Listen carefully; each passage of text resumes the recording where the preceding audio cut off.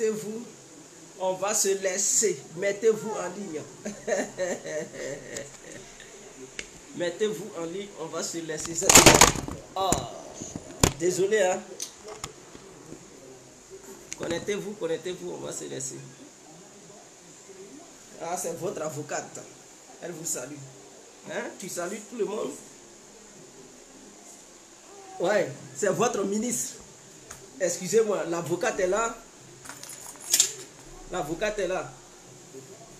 Voilà, la voilà. Elle vous salue, l'avocate. L'avocate vous salue. La ministre aussi vous salue. Donc voilà. Tu salues le public, toi. Salut. Salut le public. Ah, salut le public. Salut le public. Hein? Tu salues tout le monde. Regarde, regarde. Regarde. Regarde. Oh, tu salues le public. Bravo. Bon, partagez le direct avant de quitter ici. Partagez le direct, partagez le direct. Donc, madame la ministre vous salue. Elle vous salue, elle vous salue, elle vous salue. Voilà.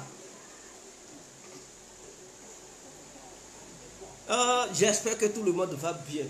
J'espère que tout le monde va bien. On va faire le débriefing de la mission de l'Union africaine auprès du président russe, son Excellence M. Vladimir Poutine.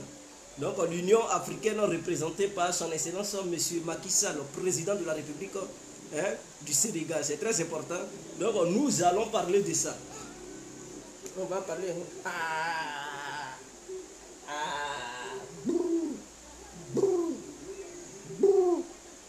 Ça va? Alors, j'espère que tout le monde va bien. Guy Ama Dobo. Oh, Rodi Tutupo. Mais écoute Thomas, pourquoi tu as mis Rodi Tutupo? Il faut enlever, il faut mettre Rodi Thomas. Hein? Ton nom de famille, tu peux enlever et puis tu mets ton autre prénom Thomas. C'est sur ton nom Thomas, les gens te connaissent. Moi-même, je t'ai cherché sur Facebook, je ne te voyais pas. Déjà, tu as mis Tutupo. Voilà pourquoi je ne te voyais pas. Donc, j'espère que tu vas bien, maître Thomas. On est ensemble, mon frère, depuis ta position. Mario Zagallo. J'espère que tu vas bien, maître Mario. J'espère que tu vas bien. Voilà. Bon, d'autres disent, mais pourquoi tu n'as pas habillé la petite? Et il fait chaud ici, hein? On ne peut pas habiller quelqu'un. Chaleur là, c'est trop. Chaleur là est trop. Ça y est, Zéli, Tatia. Donc, histoire d'habillement là, il faut laisser ça. Nous-mêmes qui sommes habillés, on souffre. C'est parce qu'on a cœur qu'on tient. Ah. Alors, bonjour à tous et à tous. Et bonsoir à tous et à toutes. C'est très important.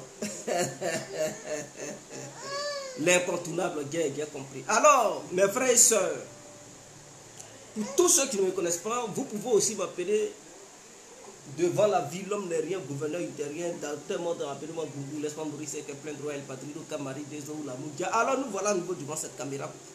Chers parents, chers amis, chers frères, pour vous faire le débriefing de la mission de l'UA, de l'Union africaine, représentée par son Excellence M. Macky Sall, président de la République du Sénégal. C'est très important. Voilà, donc son Excellence M. Macky Sall, en ce moment où je vous parle, il est encore sur le territoire russe. Et il va se rendre aussi sur le territoire ukrainien à la recherche d'une paix. Et à la recherche du déblocage de soi-disant des céréales qui seraient bloquées dans le port d'Odessa pour pouvoir alimenter le monde entier. Car il se peut que environ 7 à 17 millions de personnes seraient menacées de famine à cause de ce blocus naval.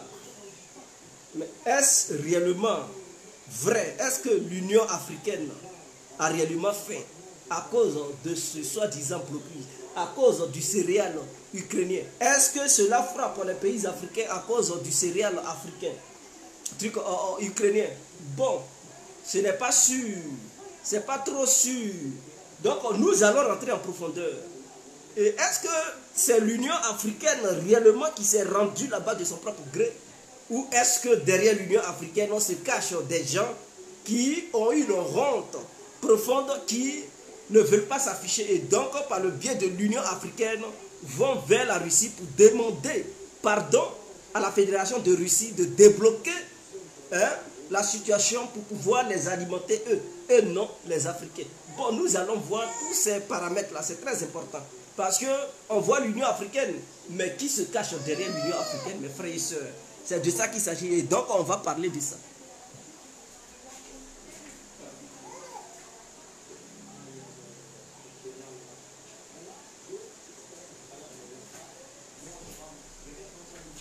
Bon, on va vite au faire.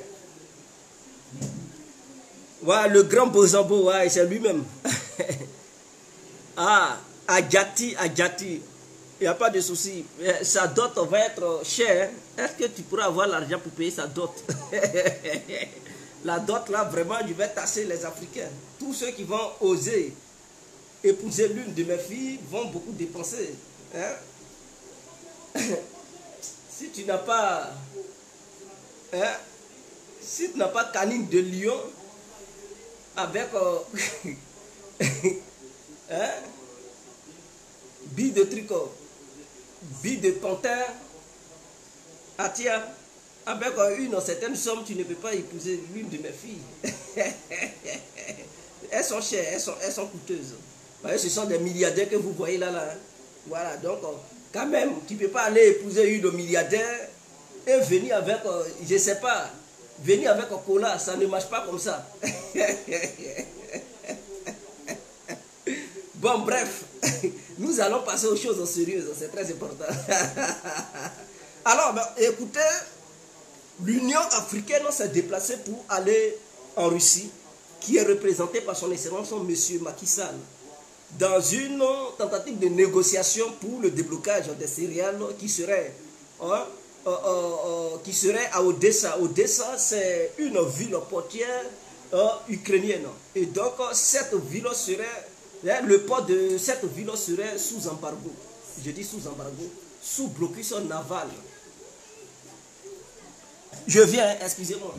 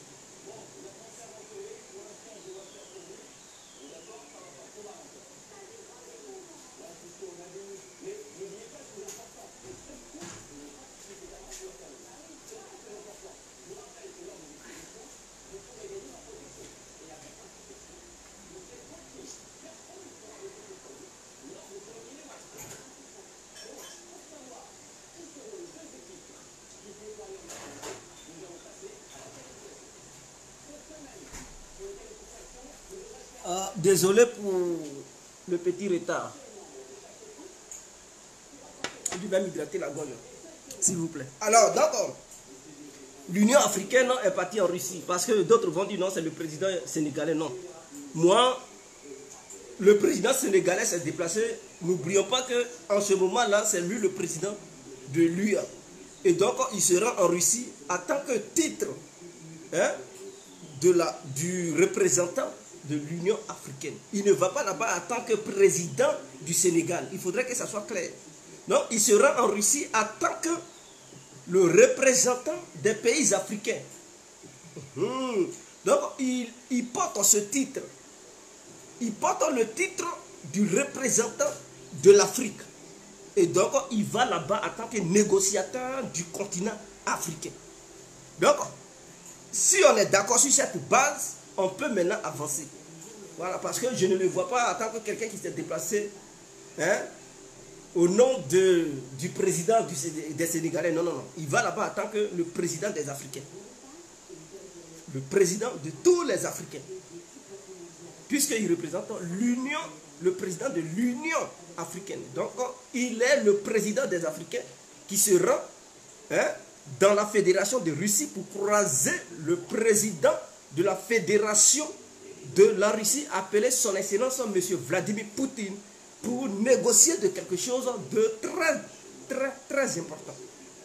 Alors, est-ce que l'Afrique est libre? Est-ce que l'Union africaine a décidé d'aller là-bas de son propre gré? Ou est-ce qu'il y a des forces obscures qui se cachent derrière l'Union africaine? Je tiens à vous le dire, il y a des forces obscures qui se cachent derrière l'Union africaine. Macky Sall n'est pas allé en Russie parce que l'Union africaine veut qu'il aille là-bas. Macky Sall s'est déplacé pour aller en Russie parce que l'Union européenne veut que l'Union africaine aille là-bas pour demander pardon au président russe. Pourquoi je le dis? Je vais vous démontrer quelque chose et vous allez comprendre tout à l'heure. On n'a pas besoin d'être sorcier pour comprendre. Il y a une confrontation directe entre les Européens et les Russes. La Russie, la fédération de la Russie est devenue la première exportatrice de céréales au monde. Et cette année, elle a produit 50 millions de tonnes. Je répète, la Russie a produit 50 millions de tonnes de blé. Une tonne jusqu'à 50 millions. Ce qui est bloqué en Ukraine, là, c'est 17 millions. Mais ce que la Russie a produit là, ça fait 50 millions. Donc vous voyez l'écart. 17 millions bloqués, 50 millions du côté russe. Mais entre 50 millions et 17 millions, c'est qui a la capacité de nourrir la terre entière?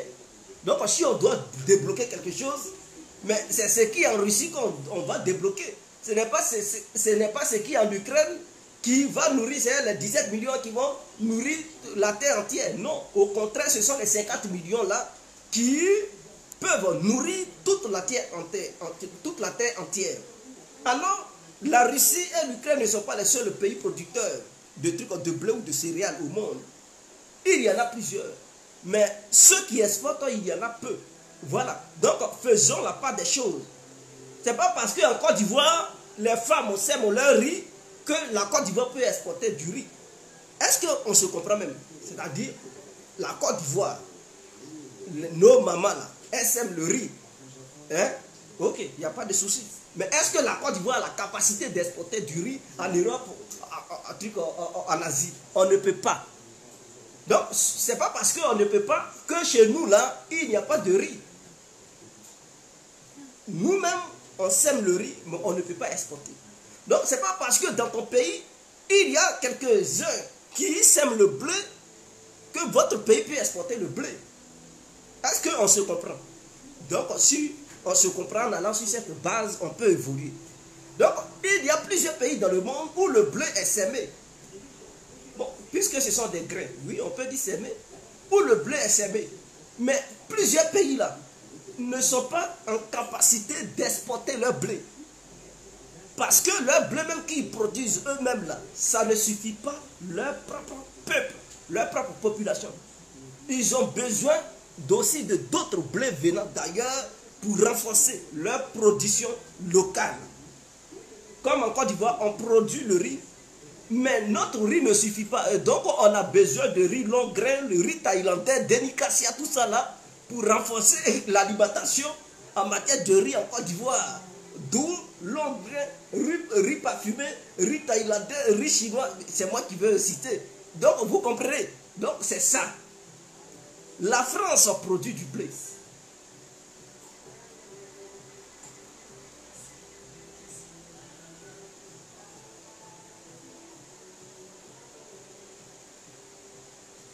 La France produit du blé, mais la France n'est pas un pays exportateur de blé au monde. Est-ce que vous comprenez? Donc ça, c'est un premier facteur que les gens doivent retenir. Donc le blé français, ça nourrit la population française et quelques pays européens. Pas assez. La France peut nourrir combien de pays européens même? Si elle a trop nourri, peut-être 3 pays européens. Donc le blé français peut nourrir les Français plus 3 pays européens. Mais en Europe, il y a 27 pays. En Europe, il y a 27 pays. Donc, s'ils sont incapables de nourrir déjà 5 pays européens, ce ne sont pas les 27 qui pourront nourrir. Ça, c'est un premier point. Donc, le blé français ne peut pas nourrir l'Europe. Donc, l'Europe avait besoin du blé ukrainien et le blé russe. C'était le blé ukrainien et le blé russe qui nourrissaient le continent européen.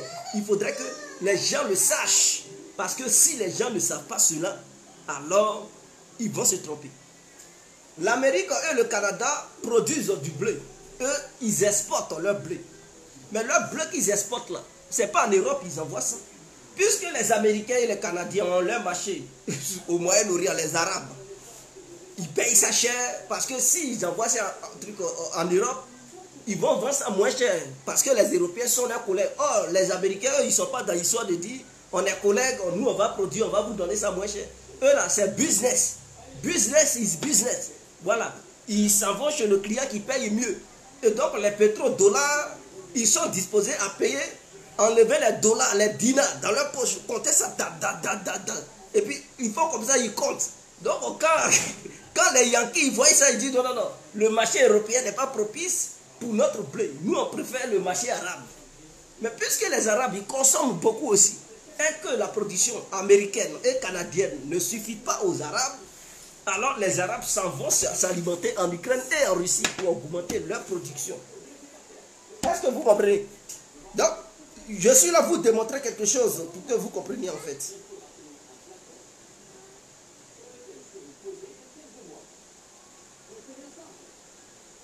Est-ce que vous comprenez? Donc, l'Amérique et le Canada ne peuvent pas alimenter l'Europe. Qui produit encore le blé? L'Australie. L'Australie n'exporte pas son blé. L'Australie produit son blé pour nourrir le peuple australien. Il faudrait que ça soit clair. Le Pakistan produit aussi du blé. Mais les Pakistanais, le blé qu'ils produisent là, c'est pour nourrir les Afghans et les Pakistanais. Donc, non, parce que vous savez, l'Afghanistan et le Pakistan, c'est deux peuples frères. Même si ils ont deux visions différentes, mais ce sont les Pakistanais qui nourrissent les Afghans. Donc, leur production là, ils donnent ça aussi aux Afghans. Ça ne suffit pas, ils ne peuvent pas nourrir les Européens. L'Inde produit, l'Inde exportait, mais là, l'Inde dit il y a la sécheresse chez elle et que sa production n'a pas été fructueuse. Et donc, la production de cette année-là, les Indiens disent que eux là, ils ne vont rien exporter parce que leur production va leur permettre de nourrir leur population l'année prochaine et cette année. Donc les Européens sont bloqués. Les Chinois sont aussi un grand pays producteur de blé. Mais écoutez, la Chine, il y a 1,5 milliard d'habitants. Donc Xi Jinping, lui-même son blé qu'il produit là, il lutte pour nourrir les Chinois pour éviter une révolution nationale. Pour ne pas que les Chinois renversent son pouvoir. Donc il est obligé de nourrir bien les Chinois. S'ils sont bien nourris, ils vont pas Xi Jinping, il est à l'aise. Et donc le blé chinois n'est pas exporté. Donc l'Europe est bloquée. Et les Africains, eux ils s'en vont payer leur blé. Mais la Russie alimente l'Afrique en blé. Et l'Ukraine alimente l'Afrique en blé. Il n'y a pas de souci. Mais comme il y a un affrontement entre Occident et Russe, et le blé ukrainien, la situation dans laquelle l'Ukraine est en ce moment-là, le blé ne peut pas sortir comme il fallait. Parce que ce sont des trafiquants qui font du trafic, qui font sortir du blé. Et donc chaque pays européen lutte. Et donc le blé n'est plus partagé comme il se devait si ce blé passait par des navires. Donc l'Afrique, je peux sentir qu'il y a du blé qui manque en Afrique. Mais ce blé qui manque en Afrique, l'Afrique n'est pas en guerre contre la Russie. L'Afrique n'est pas en désaccord face à la Russie. Et donc, si les Africains veulent du blé, il suffit de parler à la Fédération de Russie et le blé russe qui venaient en Europe, la Russie a décidé de ne plus donner son blé aux Européens, aux pays inamicaux. La Russie dit qu'elle ne va plus donner son blé aux pays inamicaux. Et donc, les pays amicaux vont recevoir le blé russe. Or, la Russie, la Fédération de Russie, a été toujours en faveur, a été toujours disposée, a été toujours à la disposition plutôt du continent africain. Donc, les Africains ne peuvent pas mourir de faim à cause du blé. Non, les Africains, si le blé ukrainien est bloqué, ils peuvent négocier avec la Russie. Il suffit de demander aux Russes, donnez-nous le blé. Et puis le blé va couler à gogo, va couler en abondance sur le continent africain. Mais d'où cette histoire d'une Union africaine qui envoie son président en Russie pour dire non, il faut débloquer le port d'Odessa parce que ça nous touche. Si le blé ukrainien n'est pas débloqué, l'Afrique va mourir de faim. Donc c'est comme si l'Ukraine produisait plus de blé que la Russie. Chose qui est fausse. L'Ukraine c'est 17 millions, la Russie c'est 50 millions. Donc la Russie est le premier pays exportateur de blé au monde. Je répète, premier pays exportateur de blé au monde. Mais pourquoi l'Union africaine va en Russie pour dire non, débloquer le port parce que nous mourrons de faim, nous allons mourir de faim, la faim nous menace si le blé ukrainien est bloqué. Mais pourquoi l'Afrique ne va pas en Russie pour dire non, nous on veut le blé russe, on veut un marché global avec la Russie pour que la Russie puisse donner beaucoup de blé aux pays africains. C'est là le problème. Puisque l'Afrique n'est pas partie en Russie pour négocier un marché global entre l'Afrique et la Russie pour être servi en blé, en céréales. Puisque la Russie est le premier pays exportateur de trucs. Donc si l'Afrique avait réellement besoin du blé pour éviter la famine, l'Afrique allait négocier directement avec la Fédération de Russie pour avoir ce marché russe, pour que les Russes puissent commercer avec les Africains. Mais non, les Africains, eux, le blé russe ne les intéresse pas. Ne leur intéresse pas plutôt.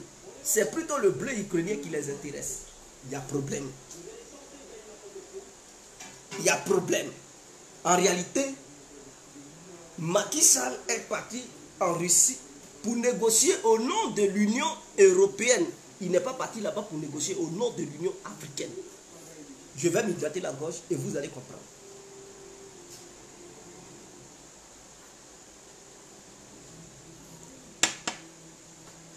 Macky Sall a été envoyé par l'Europe en Russie pour négocier avec Poutine pour pouvoir débloquer le port d'Odessa. Parce que les Européens savent une seule chose. Ils savent bel et bien qu'ils ne vont pas obtenir le blé russe et que la Russie n'est pas disposée à l'heure actuelle à leur vendre leur blé. Et donc le seul blé que les Européens peuvent avoir pour s'alimenter, pour ne pas que la famine bat son plein en Europe ici, c'est le blé ukrainien. Or, ce blé ukrainien, le port d'Odessa est sous un blocus russe. D'où le représentant de l'Union africaine est envoyé par l'Union européenne pour négocier, afin que ce port soit débloqué. Et comme ça, quand ça sera débloqué, les navires occidentaux vont débarquer dans le port d'Odessa pour embarquer tout ce qui est céréales, pour envoyer ça sur le continent européen. Et ils vont partager ça entre pays membres de l'UE. C'est-à-dire chaque pays va payer sa part pour éviter la famine, pour éviter l'inflation qui concerne les denrées alimentaires. Ça, c'est ça la mission de Macky Sall sur le territoire russe. Est-ce que vous comprenez? Parce que l'Union européenne est incapable de demander à la Russie de lever le blocus. Puisqu'ils ont voulu faire avec la force. Mais avant que Macky Sall ne parte en Russie, qui parlait de trucs de blocus d'Odessa, et que ça menace des millions de personnes? Mais c'était les Européens. Premièrement, l'Angleterre avait proposé à ce que ce blocus soit débloqué par la force militaire. Et donc les Anglais ont dit donc on a envoyé des navires de l'OTAN pour prendre le blé ukrainien, afin d'alimenter l'Europe et l'Afrique, ils mettent toujours l'Afrique devant. Mais en réalité, ils parlent de l'Europe en fait. Parce que pour eux, dire que l'Europe est menacée de trucs de famille, ça sera une honte devant le monde entier face à la Russie. Et donc, ils ne parlent pas de trucs ils parlent pas de trucs de l'UE. Ils disent non, l'Afrique est menacée, les pays arabes sont menacés. Mais il y a des pays arabes qui s'en vont négocier directement avec la Russie sans passer par l'Ukraine. Puisque la Russie en a à gogo, a plein de trucs de blé, plein de céréales, la Russie les alimente. Mais les Européens, ils disent non, les Africains sont menacés de faim, il faut débloquer ça. En réalité, c'est eux qui sont menacés de faim. Et le blocus n'arrange pas les pays européens. Et donc, il faut mettre l'image de l'Afrique devant, comme quoi c'est un pays pauvre, c'est un continent pauvre qui risque d'être asphyxié par la famine. Et que des millions d'Africains vont mourir suite à ce blocus. Et puisqu'ils ont fait ça, et ça n'a rien apporté, la Russie n'a pas écouté les Européens, d'où cette histoire de diplomatie européenne pour aller voir l'UE, pour dire mais écoutez, vous-même allez là-bas, allez-y là-bas, parce que nous auparavant on a dit non, vous étiez menacés par la faim, et qu'il y a des millions d'individus qui vont mourir chez vous. Maintenant, Poutine ne veut pas débloquer le port d'Odessa, mais écoutez, vous-même allez-y là-bas. Comme ça, vous allez lui dire que l'Afrique est menacée par la faim. Comme ça, il va débloquer ça. Puisqu'il est ami et que s'il ne veut pas perdre l'influence, il ne veut pas voir l'influence russe perdre du terrain sur le territoire africain, vous-même allez-y là-bas. Vous-même allez-y là-bas. Donc là aussi, il y a un piège. Quel est ce piège? En envoyant Macky Sall pour négocier directement au nom du peuple africain qui serait menacé d'une faim globale, généralisée, qui tuerait au moins des millions d'Africains, si Poutine ne débloque pas le port d'Odessa, alors les Européens utiliseront ça comme quoi Poutine veut tuer les Africains. Poutine la Russie sur laquelle les Africains comptent, il a mis un blocus et les Africains meurent, ceci, cela. Est-ce que vous comprenez? Donc ils vont jouer sur ça. Et certains Africains qui ne comprennent pas, ils vont dire, ah mais donc les Russes ne sont pas nos amis, les Russes ils veulent tuer, c'est eux qui font qu'il y a la famine en Afrique. Et ils vont faire une campagne de diabolisation de la Russie. Et même certains dirigeants africains vont tomber dans le piège. Ils vont exactement penser que la Russie ne veut pas livrer du céréal aux pays africains et que l'Ukraine était disposée à donner du blé, du maïs aux pays africains, mais c'est la Russie qui en a empêché cela. Est-ce que vous comprenez? Donc voici le double piège. Voici le double piège. Donc si Poutine débloque le port d'Odessa au nom de l'Afrique, parce que le représentant de l'Union africaine est parti là-bas, et que si il se dit, ah, si je ne débloque pas ça, je risque de perdre mon influence ou bien je risque de perdre la neutralité du continent africain vis-à-vis de ce qui se passe. Donc pour que l'Afrique soit toujours neutre, pour ne pas que l'Afrique prenne toujours position, alors je préfère libérer ça, je préfère débloquer ça. Et s'il débloque, l'Occident aurait déjà gagné. Vous voyez, s'il débloque, le blé ne va pas partir en Afrique, les Occidentaux vont bloquer ça en route. Est-ce que vous comprenez? Les bateaux qui vont partir chercher le blé, là, ça ne sera pas les bateaux africains, ça sera les bateaux européens. Ces bateaux-là vont confisquer le blé pour nourrir leur propre population. Et par la suite, ils vont dire non, le blé ukrainien, les Russes ont volé tout, et donc ça ne suffit pas, ça a engendré la famine en Afrique. Est-ce que vous comprenez? Et ça, c'est leur diplomatie. C'est sur ça qu'ils jouent. Donc Macky Sall qui est parti en Russie, il n'est pas parti là-bas au nom du continent africain. Il est parti là-bas au nom du continent européen et américain. Voici, pour ceux qui ne comprennent pas, voici ce qui se passe. Et c'est ça la vraie diplomatie.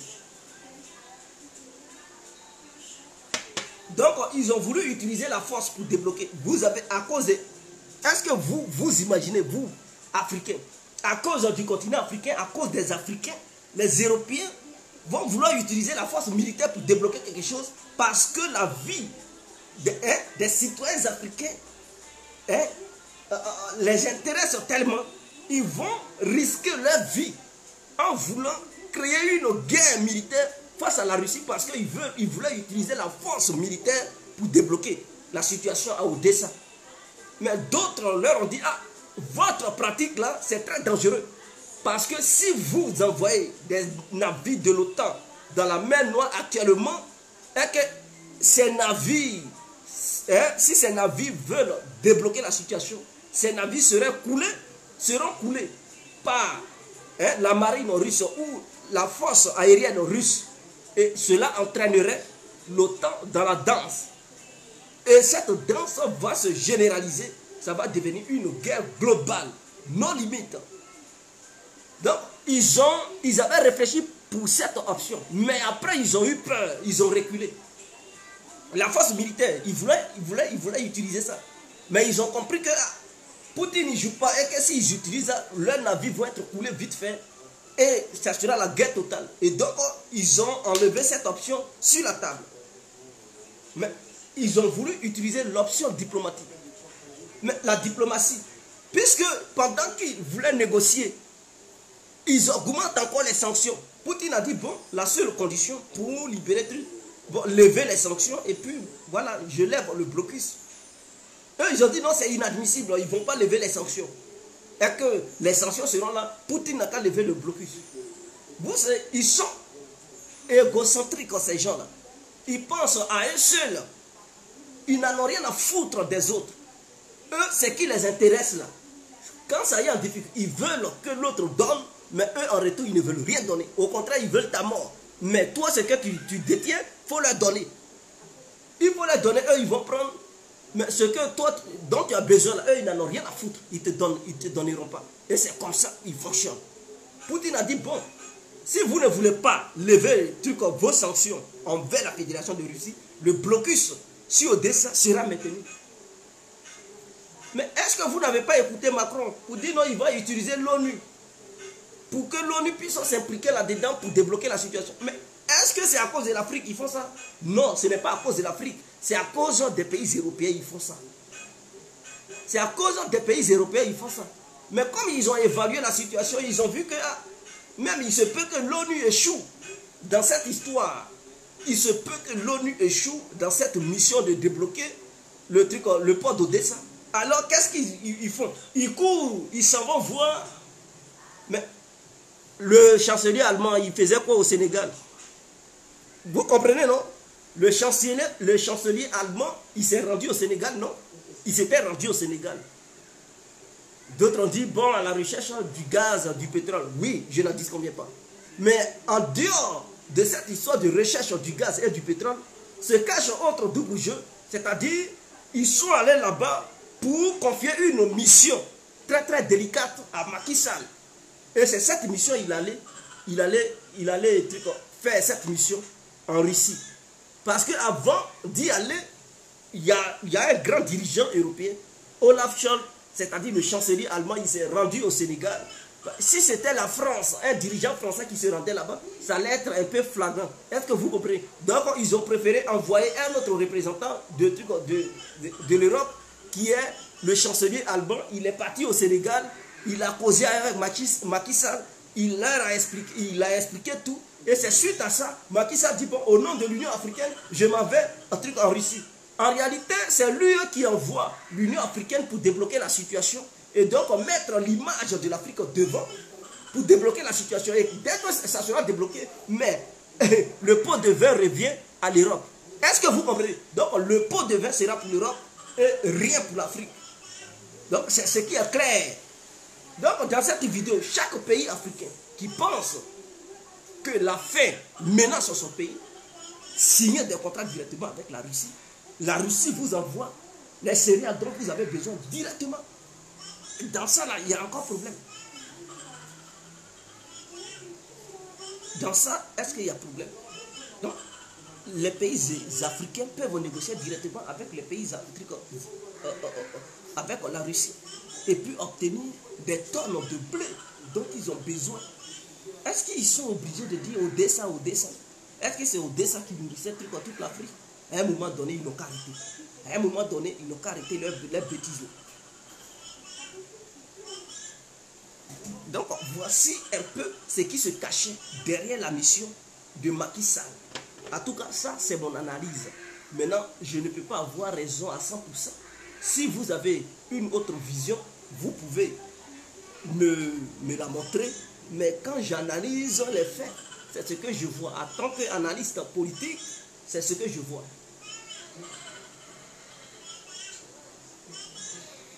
Ah, il dit même Sarkozy s'est rendu au Sénégal. Voilà. Donc voilà, ils se sont rendus au Sénégal. Ce n'est pas le bien de l'Afrique, c'est pour le bien de l'UE. Voilà. Puisque l'UE est en confrontation directe avec la Russie. Et donc ils veulent passer par les pays africains pour obtenir ce qu'ils veulent. C'est-à-dire s'ils veulent des ressources, ils vont dire non. Ils vont toujours envoyer des pays africains pour dire on a besoin de temps. Et les pays africains vont payer ça. Et les Européens ils vont passer derrière pour aller chercher ça en Afrique pour ramener ça en Europe. C'est tout ça. Ils veulent faire le triangle. Un commerce triangulaire. L'Europe en a besoin. Mais comme l'Europe a des problèmes avec la Russie, l'Europe utilise l'Afrique. L'Afrique s'en va payer. Et l'Afrique maintenant donne ça aux Européens. Et voilà tout ce qu'ils veulent faire. Comme ça, eux là, ils ne vont pas ressentir les répercussions de ce qui se passe, leur affrontement avec la Russie. Voilà tout ce qu'ils mettent sur pied. Lui qui n'a pas compris, c'est qu'il est encore en arrière.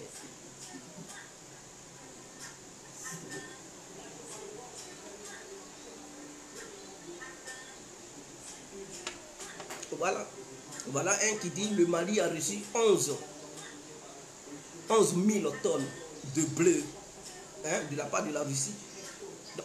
De la manière, les Maliens ont négocié directement avec les Russes. Pourquoi les Sénégalais ne négocient pas directement avec les Russes? Pourquoi la Côte d'Ivoire ne ferait pas pareil? Pourquoi le Congo? Pourquoi le Nigeria? Pourquoi ils ne font pas la même chose? Et puis, c'est le Sénégalais, ils disent non, il faut débloquer port. Comment ça? Si truc comment? Pourquoi ils ne signent pas directement? Et puis, il faut débloquer port là. Ces ports là qui nous. En réalité, le blé ukrainien intéresse beaucoup les Européens. Et c'est eux qui envoient les Africains pour débloquer la situation. Donc ils utilisent la règle de 3 pour avoir les Russes. Donc mettre l'Afrique devant et derrière l'Afrique se cache l'Union européenne. L'Afrique donne ça à l'UE. L'UE prend pour aller nourrir ses concitoyens, ses compatriotes. C'est clair. Donc voici ce qui se passe. Maintenant, ce n'est pas une question de céder ou pas.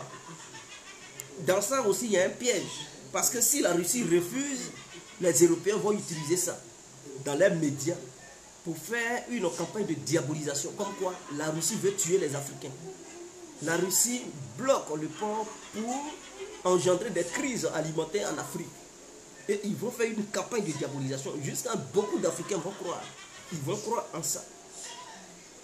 Et ça va avoir des répercussions au sein de la population africaine qui va dire, ah, nous on pensait que les Russes ils étaient nos amis, mais en réalité c'est eux qui font que tout toucher maintenant ici. Non, on ne veut plus des Russes, les Russes partaient, nous on veut, voilà, même si l'Union européenne, si l'Europe nous avait trahis, nous avait colonisé, bon on préfère continuer avec l'Europe parce que c'est l'Europe qui lutte pour nous, pour qu'on mange. Et les Russes, eux, ils font tout pour nous asphyxier, pour envoyer la faim en Afrique. Donc voici ce qu'ils recherchent aussi derrière la mission de l'UE, se cache aussi une mission de diabolisation et une mission de bénéfice de la part de l'UE. Donc vous comprenez, c'est complexe en fait.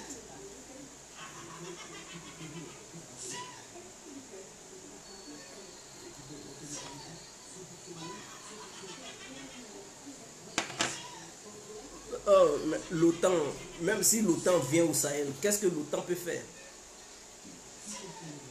L'OTAN va changer quoi au Sahel là-bas? L'OTAN ne va rien changer.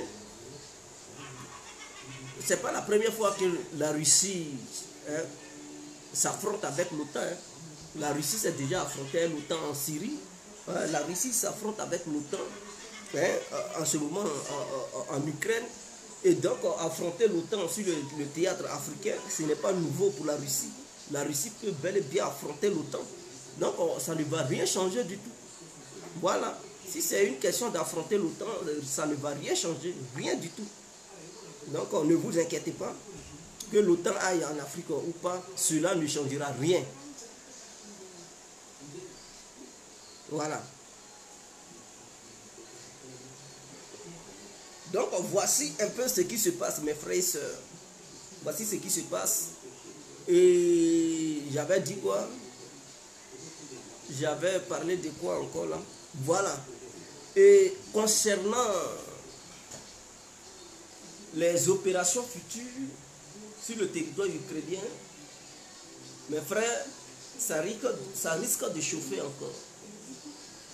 Parce que sur Al Jazeera, c'est une chaîne arabe, Dimitri Medvedev, ancien président de la République de la Fédération de Russie, et actuellement auprès du Conseil national de la défense russe, a dit ceci, et je répète, que les armes, les nouvelles armes lourdes de longue portée que les Occidentaux essaient d'envoyer en Ukraine, si jamais ces armes parvenaient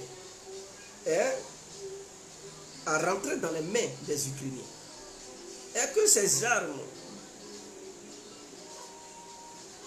les Ukrainiens oseraient les utiliser contre le territoire de la Fédération de Russie, non seulement cela augmentera la souffrance des Ukrainiens, parce que la guerre va changer de nature.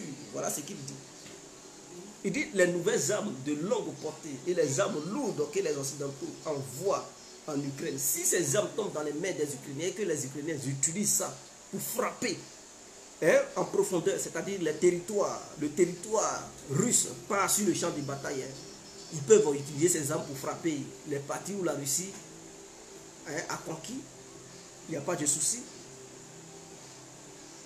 Mais si ces armes sont utilisées pour dépasser ce territoire, c'est-à-dire frapper par exemple en profondeur dans les villes russes même, sur le territoire russe même, il a fait comprendre que en ce moment-là, la guerre changera de nature parce que la Russie sera dans l'obligation d'utiliser d'autres armes pour répondre. Et ça va engendrer la souffrance. Attends.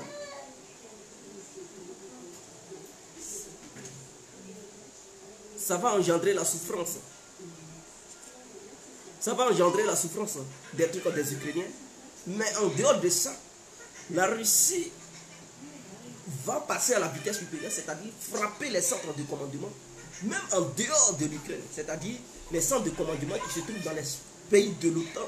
La Russie va les frapper et frapper les centres de commandement qui se trouvent aussi en Ukraine. Donc ça veut dire, en ce moment-là, la guerre passe à un autre niveau. Pourquoi ça va passer à un autre niveau? Parce que la Russie va avoir une attaque directe de l'OTAN face à la Fédération de Russie. Est-ce que vous comprenez? Parce que c'est eux, ils sont conscients en donnant des armes à longue portée aux Ukrainiens. Et ces Ukrainiens vont utiliser ces armes pour frapper le territoire russe. Et les Russes vont dire, bon, ceux qui commandent là, ce sont les stratèges de l'OTAN qui donnent, qui mettent le commandement des forces ukrainiennes sur pied.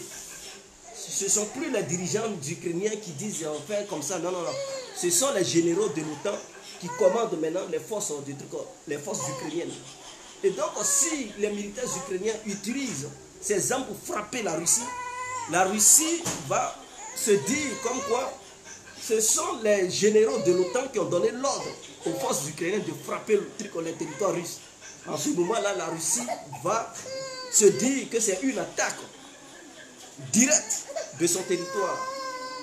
Une attaque de l'OTAN contre le territoire russe. Et donc la Russie va répondre violemment. Et donc vous voyez où ça va petit à petit. Chaque jour qui passe, ça monte de grade et à un moment donné, ça risque de dégénérer. Et si ça dégénère, je n'imagine pas ce que ça va faire. Une catastrophe, pas possible. Donc prions Dieu pour ne pas qu'on arrive là. Mais là où ça va là, ce n'est pas garanti. Il se peut que ça dégénère. Si on est ensemble.